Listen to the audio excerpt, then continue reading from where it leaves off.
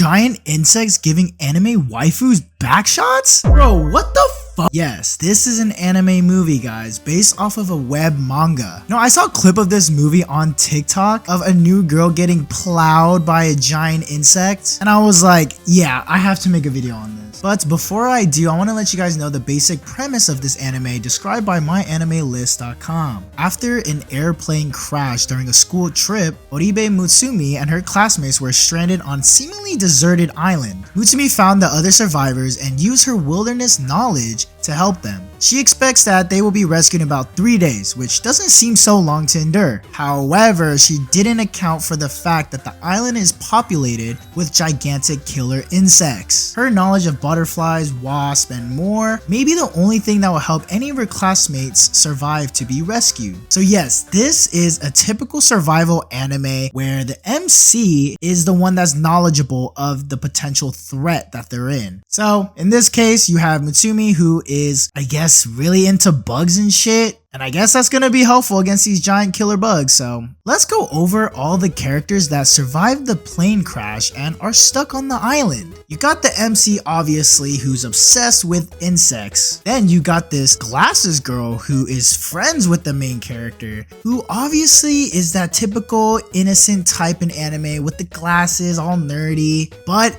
my guess is that she is probably an evil character and will be the one that betrays all of them in the end. Then you got the captain of the softball club. Oh, you also got Mine from Akame ga Kill? I didn't know they had a crossover. And you got the sexy, hot character with big yits, the eye candy, who obviously has to be the bitch character. And you got doucher number 1, 2, and 3, and the captain of the douchers himself. Now that you know all the characters of the island, let's begin this review. You see our main character wake up from the aftermath of the crash, and she bumps into the softball captain. We then see another group who survive, and this group basically has the majority of the characters that I introduced earlier. Then the fodder girl bumps into a giant ass bug, a butterfly. I don't know what kind of fucking insect this is, and these guys are OP as shit. Bro, they killed off 3 of our characters already, and this giant insect was giving back shots to the females.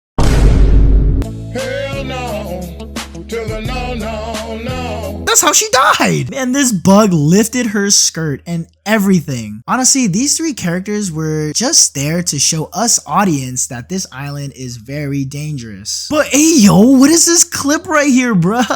Hell no, to the no, no, no. I thought this part was so funny. They were having a conversation why these bugs were so huge and, you know, what to do in this situation. And whenever the girl would talk, they would just pan to her tits. Why does this movie always have these girls' titties just bounce whenever they talk to each other? I mean, I ain't complaining. Hey bro, what is this scene? What did I get myself into watching this? And now they're getting attacked by this so-called mid-wasp while they're trying to save this doucher's boyfriend and the glasses girl who got kidnapped earlier in the movie. And they successfully saved both of them. Also, can I just say Mine here is so annoying, bruh. Every single scene she is in, she literally just screams at the top of her lungs. Like honestly, I just want her to die because she has been so useless so far. Like, are all pink-haired characters in anime just useless? We then go to this flashback scene about our main character and why she loves insects so much. Blah, blah, blah. Yeah, okay, I don't really care. Let me just get some more girls getting more back shots. Insects. My god, if that statement was ever heard out of context. In this next scene, we find out our characters are stuck in this hard tick nest. Bro, ticks are so disgusting. And these are fucking massive ones too. And they're trapped in their nest. And honestly, our MC here is equivalent to Tom Brady on the Patriots. Because she is literally carrying the squad. And she has been carrying the squad this whole movie. She is getting them through every danger they have faced so far and has clutched up every single time. Like without her, the group will be looking like the current day Patriots with Mac Jones starting at the helm. And of course, Mine yells again, bruh, just shut the fuck up. Like if you're gonna scream, at least do something useful while you're screaming. Mike! Mike! Mike! Mike! You know, I'm gonna start calling this main character Tom Brady. But yeah, she clutched up again, getting the group away from the tick nest by sacrificing the teacher that ended up pulling up in the middle of this fight. I mean, the teacher was already fucked up, having a lot of ticks on her face, so it wasn't really a sacrifice. Tom Brady just had a smart decision play to use her as distraction. And yes, let's go, the typical beach scene that we get in all of anime. I'm surprised we're getting one in this movie. And whoa, what is this? I didn't know we getting some action. Okay, I might have spoke too soon about Mine, but it looks like Mine is not as useless after all. She actually has some characteristics. So it looks like she is that manipulator type of character and is manipulating the captain of the softball club team to protect her. Ugh, thank God, at least she has some characteristics and something about her that makes her not a bland ass character. And whoa, getting another scene, and now we got the redhead bitch fucking the captain of the douchers. You just have this whole group fucking each other while they're in the midst of danger against giant ass insects. But it looks like the group is starting to form alliances through sex, I guess. I don't even know what is happening at this point. Then the doucher's boyfriend he saved earlier is starting to twitch, looking like he's getting possessed, looking like he's on acid. Bro, this man is running around making weird ass noises. This just looks like a homeless person in the Bay Area. Then you see the doucher's boyfriend calling out to something, calling out to these orange looking insects called Josh Dobson fly.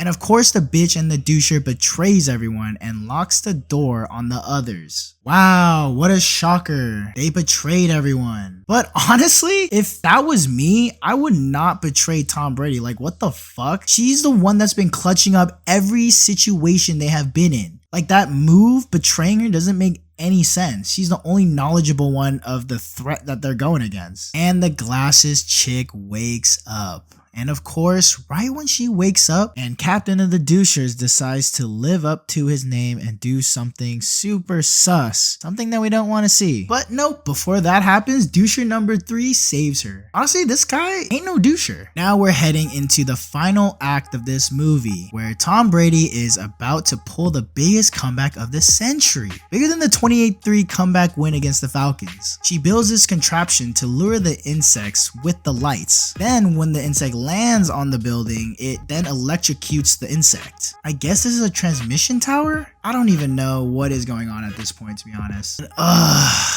This chick really crying because she said she was killing insects. These insects aren't normal insects. They were fucking you guys up. Like, what the fuck? Why are you crying? Then in the end, I guess the glasses chick becomes leader? Not Tom Brady? I guess I got the wrong vibe from Glasses Chick. I thought she was gonna be that typical innocent type of character who's nerdy, but then turns into this cool, evil villain that came up with the whole trap. Basically, I was thinking about Isaac. But honestly, what the fuck was the point of her character? Like, she was useless the whole damn movie. She got caught 10 minutes in, then she was asleep about 50 minutes of the movie, and in the end, when she woke up, she didn't even do anything in the final act. And I guess this anime movie has an end credit scene.